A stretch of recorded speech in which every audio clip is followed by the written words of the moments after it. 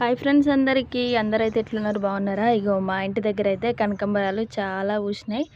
వారానికి ఒకసారి అయితే మంచిగా వెళ్తున్నాయి.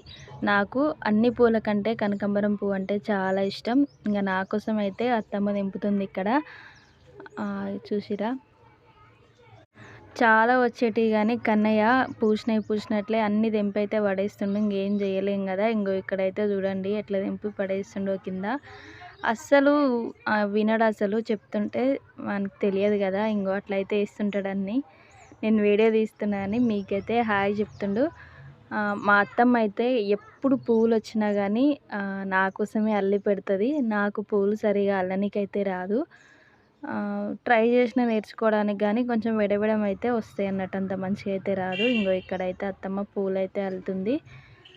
ఏ పూలైనా రోజ్ ఫ్లవర్ అయినా కనకాంబరాలైనా ఏవైనా నా గురించే ఉంచుతుంది. అత్తమ్మ అయితే పెట్టుకోదు అన్నట్టు ఎక్కువ శాతం అయితే.